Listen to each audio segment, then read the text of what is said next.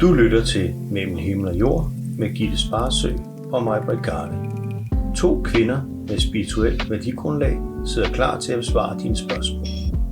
Lyt med og tag blot det til dig, du kan anvende. Velkommen til og rigtig god fornøjelse. Hej, og velkommen her til vores brevkasse. Hej Gitte. Hej Maj-Britt, og hej til vores kære lyttere. I dag skal vi tale lidt om sociale medier og privatliv. Ja! Ja. Det er Lea, og jeg er ikke sikker på, at Lea hedder Lea i virkeligheden, for det er skrevet med i citationstegn. Men vi kalder hende Lea. Ja. Og hun skriver: Kære Gitte og Maj-Britt, jeg har et dilemma, jeg godt vil have jeres mening om. Jeg skriver meget om bæredygtighed og feminisme på de sociale medier. For nylig skrev jeg et indlæg om, hvorfor jeg mener, at kønsneutralt sprog er vigtigt. Indlægget blev delt mange gange, og jeg fik masser af positiv feedback. Men der kom også en bølge af hadefulde kommentarer og endda trusler om vold. Nogle har skrevet, at de ved, hvor jeg bor, og jeg fortjener at blive lært en lektie. Min familie er rystet og vil have, at jeg sletter mine indlæg og lukker mine sociale medier.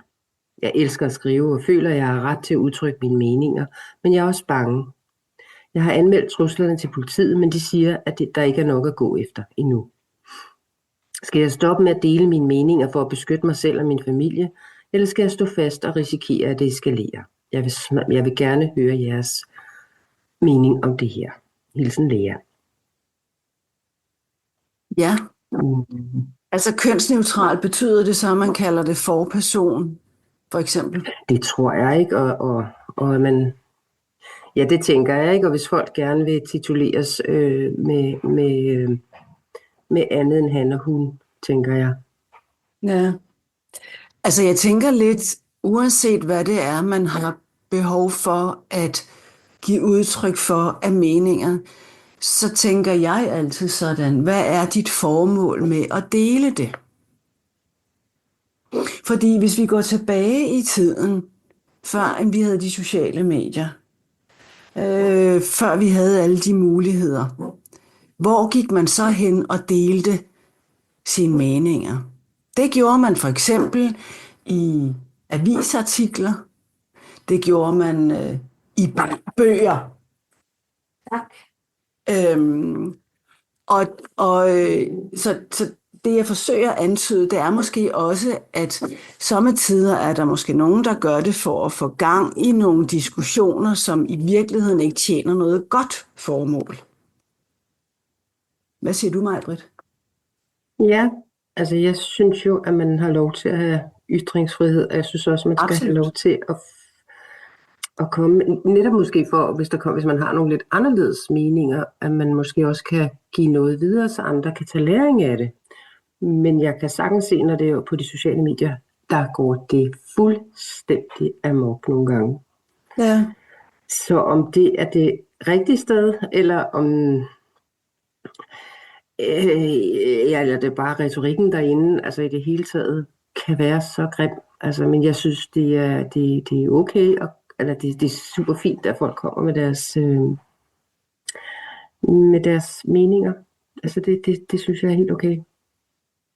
Eller det synes jeg er vigtigt. Altså, det er vigtigt, at vi skal kunne komme med vores meninger og ytringer. Vi er fuldstændig enige. Det, der også er mit point of view, det er, hvad er formålet? Mm. Altså fordi, netop når det er, at der er en tilgang, men det er igen set med mine øjne, at det handler måske om, at formålet skal være, at det skal være oplysende. Altså hvem har glæde af, at du eller jeg eller Lea deler sine meninger, med mindre at det har været opsøgende, ligesom jeg sagde før i tiden, så læste man det i et indlæg i en avis, eller at man læste en bog. Altså lige så vel som hvis man læser Claus Hjorts bog, eller altså Claus Hjorts selvbiografi, eller nogle andre selvbiografier. Der har vi jo så et valg af at gå ind og læse, og så kan vi have en mening om det. Men det er jo ikke det samme, som vi begynder at gå i tasterne og gå på de sociale medier og fortælle, hvad vi synes om det. Så det handler måske lidt om,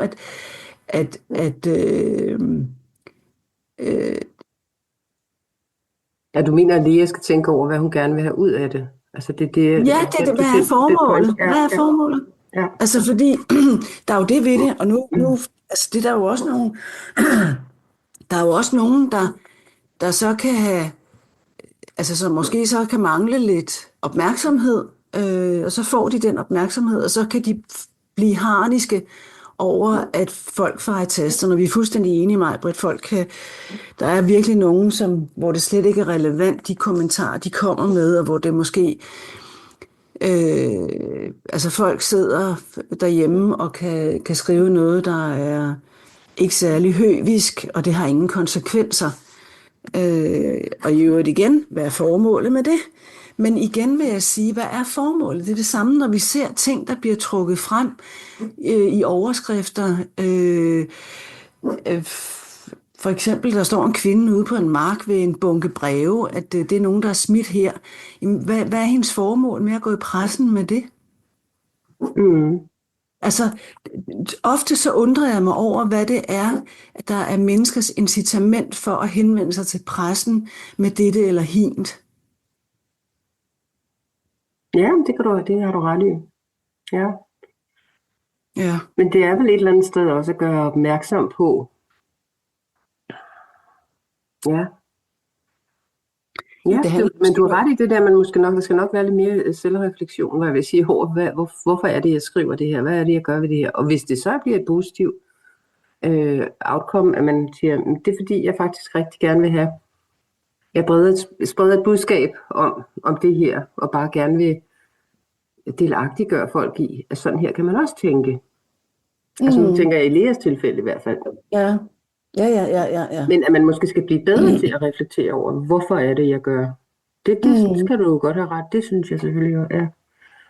Men Lea, når det er, hun har brug for at fremsætte sine synspunkter på den måde, så må hun også, det er forventeligt, at der er nogen, der ikke sympatiserer med hende.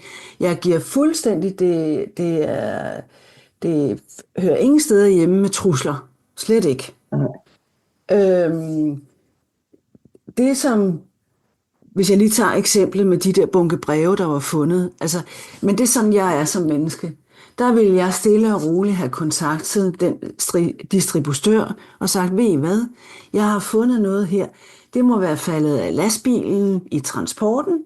I kan komme og hente det her, så brevene kan komme ud rette sted. Det er en positiv måde at få sendt tingene videre. Det er også god energi. Det andet, hvor det skal bringes ud i pressen og kritisk og pege fingre af, det er ikke god energi. Nej. Nej, helt enig, og så bliver det lige pludselig, de er også så dårlige, det er enkeltpunkter, ikke? Altså hvis man, der bliver, og sådan er i vores verden jo nu, ikke? Eller den er i hvert fald blevet det, ikke? Jamen, hvorfor er det, der er kommet det behov for at straks falde over? Det er jo nærmest ligesom i Romerriget nede ved gladiatorkampen, at folk de hæppede på, når det var, at de slog hinanden. Altså det er lidt den samme. Altså det er sådan en dramastemning. Ja. Ikke sympatisk herfra, hvor jeg sidder. Ja. Nå, men for at vende tilbage til Leas, det som jeg kan opmuntre dig til, Lea, det er, at du måske kunne gøre det, at du at du er tydelig omkring, når folk følger dig. Nu ved jeg ikke, der blev ikke nævnt, om det var Instagram, eller hvor det var henne, vel? Nej, der stod bare de sociale medier. Ja, præcis. Men at du er tydelig omkring, at du er debattør, eller at du forholder dig kritisk til et eller andet, eller altså sådan så, at de fleste ved, hvad er dit ståsted. Så kan de vælge at følge dig eller ikke. Så det er også lidt om, undskyld, jeg siger, hvordan sælger du varen? Altså, hvorfor vil du gerne have, at mennesker følger dig? Er det fordi, du bare vil have mange følgere? Eller er det virkelig fordi, du har et reelt budskab fra dit hjerte, der giver dig god mening, og det tjener det gode formål? Men jeg tror, det er vigtigt, at du får været præcis og tydelig omkring, hvad du står for. Ja. Ja. Ja. Det er jo ligesom, hvis man Hvis man følger en madside, så er det jo også vigtigt, at den madside fortæller, er det vegetarretter, er det veganer, eller er det hele paletten? Mm. Ja. Ja, mm. Og jeg synes, det er lidt svært, fordi jeg synes, det er... jeg elsker jo, når folk skriver om noget. Vi vokser jo som mennesker også, hvis vi snakker med nogen, der vi er uenige med, eller ikke. Men det skal gøres på en rigtig måde. Og det er nok rigtigt, som du siger, det der med, at hun skal... jeg synes, det er svært. Netop fordi man ved, at de sociale medier er, som de sociale medier er, så jeg tror virkelig, det er godt nok svært at skal være... Kan du huske, at vi før har talt om den dokumentar, der hedder Social Dilemma? Ja, for pokker det. Og den handler jo blandt andet om, at de her platforme, de sommetider, jeg ved ikke, om det stadigvæk er sådan, men det er bare dokumentaren præg af i hvert fald, at de kan godt lide et rask lille skænderi derude. Ja, men der er jo også bots i dag, altså, der kommer ind og laver noget, bare for at lave rav i den, ikke? Præcis. Og det er der masser af. Så derfor så kunne... Ja, undskyld. Det er også derfor, jeg tænker, det er svært. Altså, jeg tror, det er svært at undgå det, uanset om du skriver, hvad det er, du står for, eller altså som du siger, indholds... nu kan jeg ikke lige huske ordet, hvad du sagde. Hun skulle være det gode form, altså hvad er formålet? Hvad formålet er, ja.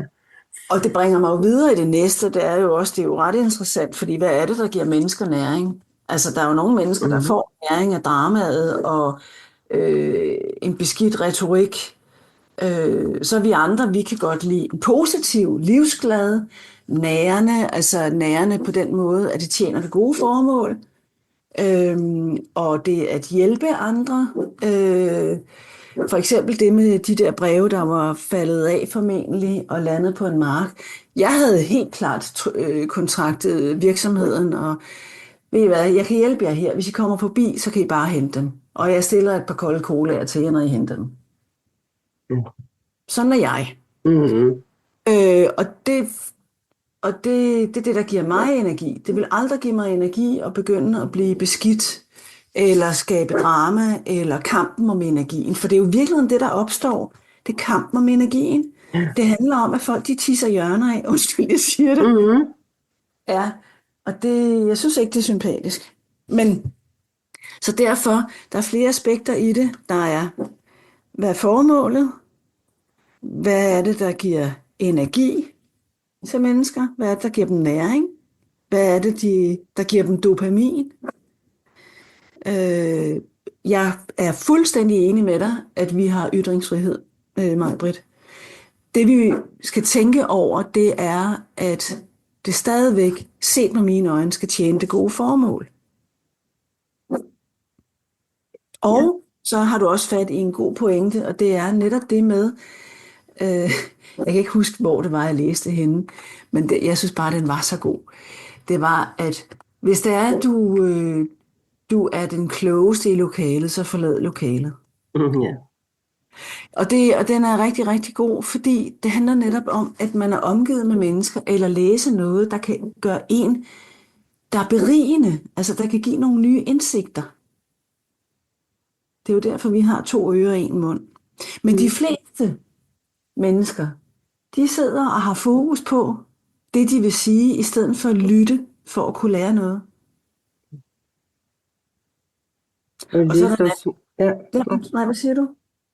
Nej, det var bare fordi, jeg læste, hvis Lea tør, eller gør det lige, hvad hedder hun, Özlem Cekic der har med brobygning og sådan noget, har jeg læst jer omkring, at hun tager jo fat, altså ringer op til de her folk, der truer, eller der er, og så får en samtale med dem, og det er jo ikke det, de mener, når de har skrevet, nu ved jeg, hvis det ikke er en bot, altså hvis det er almindelige mennesker, eller rigtige mennesker, at dialogen mellem folk, enten face to face, eller per telefon, så bliver det jo noget helt andet, altså et eller andet sted, det er jo det, der går galt, når det er, at folk netop bare, som du siger, også sidder bag en skærm. Der er ikke nogen konsekvens. Og det er der jo en konsekvens, hvis du tør at ringe op til folk. Ja. Og så skal vi også lige huske at sige, at det er jo, vi tager det negative, det er det, vi tager ind, men der er så meget mere positivt mange gange af folk, de har skrevet, ikke? Det er jo også en mærkelig, altså en sjov menneskelig egenskab, og det er altid næsten det negative, man tager ind, ikke? Det er fordi, det giver kliks, og det er det der med, hvad er det, der går op i hjernen. Ja. Og folk, de kan sidde og blive indigneret over, fordi der er jo en anden ting, og det er jo det, som vi jo også siger i vores trailer, det er at tage kun det til dig, som du kan anvende. Og det er også en skillepæl, fordi når det er, der deles noget på medierne, for eksempel netop, som du siger, ytringsfrihed, der er jo nogen, som benytter de sociale medier til doktriner. Det kan for eksempel være religioner, det kan være foreninger osv. Vi vil have, det er sådan her. Og det er ikke ytringsfrihed set med mine øjne. Ytringsfrihed, det er at dele, og så kan man tage det til sig, som giver genklang eller som giver god mening. Men doktriner, Nixon Bixen, der er no mercy fra min side. Og også lukket for udviklingen, hvis det er præcis. Nå, det er bare for at skelne i forhold til, hvad ytringsfrihed er. For der er nogen, der påberåber sig, at det er en ytringsfrihed, når de sætter ud, det er sådan her, det er, eller du skal, eller... Men det har ikke noget med ytringsfrihed at gøre. Nej. Så... Ja. Ja, og det er i hvert fald det er et kæmpestort, spændende emne, og dilemma bringer op, Lea, og jeg føler med dig, og det er jo vanvittigt ærgerligt, at folk begynder at true dig, og der vil jeg sige, at det er klogt af dig, at du melder til politiet, og så vil jeg sige, at måske er der også en anledning til dig. Altså, hvad er dit formål med at skrive kønsneutralt? Fordi rent biologisk er vi han og hun. Så kan der være en kvinde, der føler sig som en mand, og der kan være en mand, der føler sig som en kvinde. Det skal jeg ikke kunne gå ind i, men rent biologisk, så er der 2 køn. Ja. Og netop det der med at kalde det forperson. Og nu laver jeg lige noget humoristisk. Må jeg godt det? Hvad gør vi med snemænd? Eller julemanden? Ja, altså jeg har det jo sådan lidt, altså men det er jo bare individets eget. Altså jeg har det sådan, hvis man har lyst til at blive kaldt, præcis, så har man lyst til det, så siger man det, og så respekterer man, at det menneske gerne vil blive kaldt. Og det er sådan lige præcis. Ja, det er nemlig rigtigt. Altså, men derfor så vil jeg vil tillade mig, jeg vil fastholde, at for mig, der er det en snemand. Hvis der er en, der har lyst til at sige sneperson, så er det fint, men jeg skal ikke dikteres og sige snemand. Nej, det er jo begge veje. Jeg vil heller ikke dikteres til det der med bestyrelser og forpersoner, og det bliver et stort råd, hvis der vi ikke passer på. Men det er bare min point of view. Men så er det jo, der går tid med det, som jeg kalder det. Hvis der vi ikke har noget andet og vigtigere at gå op i, så må det jo være det. Så kan man sige, så bliver vores sprog også udviklet, vi får flere ord. Ja, det må man sige, men der bliver jo også flere misforståelser. Ja. Altså det er ligesom, der bliver givet anledning til flere misforståelser. Ja. Men så lærer vi også af det. Hvad siger du? Ja, så lærer vi også af det. Ja, det gør vi. Men det er jo i virkeligheden et meget interessant og stort emne, Lea, du kommer. Så tak for det. Ja. Og det er spændende, som vi kommer omkring i hjørnerne. Ja, jeg tror heller ikke, vi er færdige med hvad skal man sige, både sociale medier og hvordan det gør vi. Nej. Vi er også som mennesker, så det tror jeg da også desværre, der kommer der kommer meget mere i fremtiden. Om det er så noget helt andet. Det er sådan en af mine kæpheste. Ja, fordi hvis det nu er, lad os nu antage, Lea, at du har lavet denne her bemærkning ude på nettet, du har gjort det i den bedste mening, der har ikke været brug for, at det var for at få gang i kommentarsporet, men du simpelthen, det kom fra et rent sted. Så ville jeg, hvis det nu var, jeg prøvede at sætte mig ind i, at jeg ikke delte din mening, og at det gik mig så meget på, at jeg havde lyst til, at der skulle skrives noget, så ville jeg tillade mig at sende noget til dig, fordi jeg ville ikke have behovet for, at vasketøjet det skulle hænges offentligt til tørre. Det er jo også sådan, det burde være. Altså burde, det kan jeg ikke lide. Men det er sådan, men det er jo det der med, hvad er formålet med at hænge vasketøj offentligt til tørre? Ja. Ja. Så, men interessant spørgsmål.